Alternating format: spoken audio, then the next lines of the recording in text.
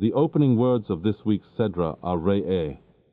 See, I present before you today a blessing and a curse. And the Sedra is indeed called Re'eh, as it is actually the first word of the Sedra. However, then, the name of the Sedra is prosaic. Therefore, one would want to give a more uplifting and inspiring meaning to the name of the Sedra, Re'eh, see. On Tehillim chapter 69, verse 24, which we translate as, "Let be darkened their eyes so that they cannot see," the Midrash translates that their eyes should become darkened from what they see. This refers to the wicked ones who see and sin, to those who have a crooked perspective, and their vision controls them. The Midrash cites numerous verses relating to sinners, such as Eve, Balak, Haman, and Esav, and where what and how they saw caused them to sin. They all had blurry, corrupted vision. Wicked ones see and sin. However, tzaddikim, righteous ones, see and then rejoice. The vision of the righteous ones is different in that it brings happiness. Moshe went outside and he saw their suffering. He saw the enslavement of his brethren, and then brought about a redemption. And Pinchas saw the sins of immorality, and then saved the nation at a terrible hour. Yaakov saw, when he sent the brothers down for food, that there are prospects for survival in Egypt, and it resulted in the reunification of his family. Abraham saw the ram, and Isaac remained a living, unblemished Olah offering. Yaakov saw and perceived the hatred that lurked in the heart of Esav, and he returned to the land of Israel. The opening word, Re'eh, see, is teaching us a lesson. Do not have closed eyes. Look around and see properly. See with clarity. Don't be blinded. Don't be short-sighted. Don't feel around in the dark. Have open eyes. Hasidus says that the most important thing is Re'eh Anohi. See yourself. See all your positive and negative traits. See yourself as a proud Jew. Recognize all potential and possibilities. And then tzaddikim yiru v'yismahu, the righteous ones will see and rejoice. However, Rashi states that the verse, "See, I present before you today a blessing and a curse," refers to the blessings and curses that are stated at Mount Gerizim and Mount Ebal. The blessings and curses that will be proclaimed later on when they arrive in the land of Israel by the great manifestation at the mounts of Gerizim and Ebal, and that are recorded in the Sedra Ki Savo. Reb Mendel Rimanover, may his merit protect us, asks, if this is the case, that our text refers to those blessings and curses, how is it appropriate for Moshe to say, Re'eh, see? He was, at the time he said it, not present at that event. Instead, it would have better for Moshe to have stated, Shema, hear. Now the Jews could only hear the proclamation about the blessing and curses that will be announced later on.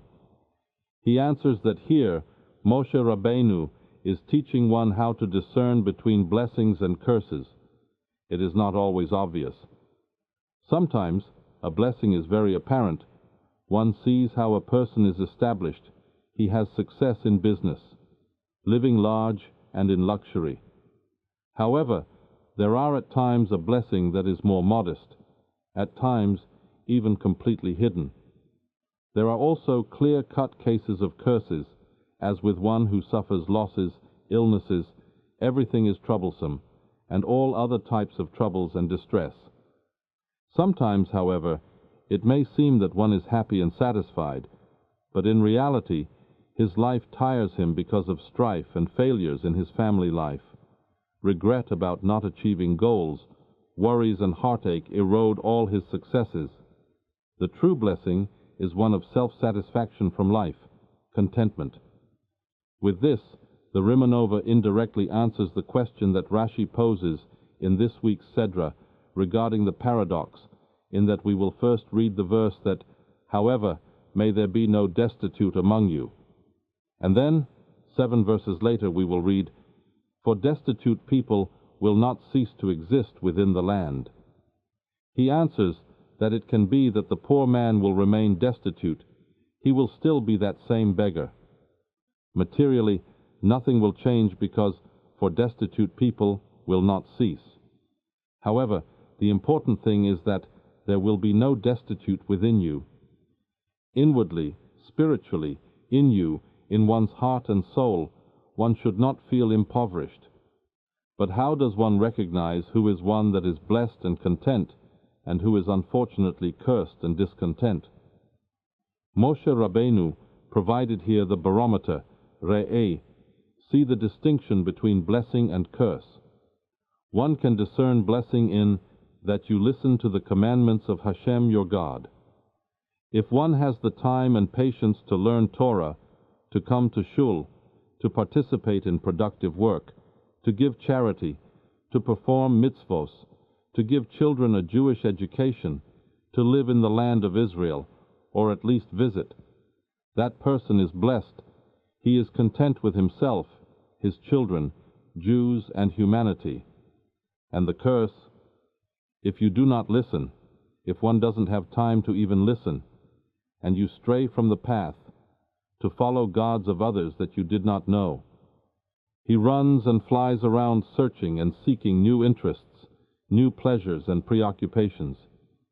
He never knows if he found something. That is a curse.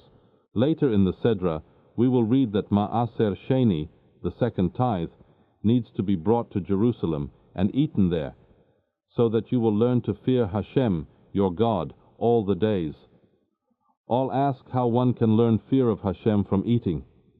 It would be understandable if the Torah would have said that one learns fear of God from observing the service in the Holy Temple or from hearing the Torah of the sages. However, it appears that just from eating, from this alone, you will learn how to fear God. The Rimanover answers that the sages in the Talmud Berahos 38 explain as to what blessing is said over bread. Should one say motzi or hamotzi? The Talmud tells that Bar Rav Zvid was praised before Reb Zera for being a great man and that he is proficient in blessings. When he made a blessing over bread, he said motzi. Reb Zera was disappointed. This is a great man? He can't even make hamotzi. The story is not understandable.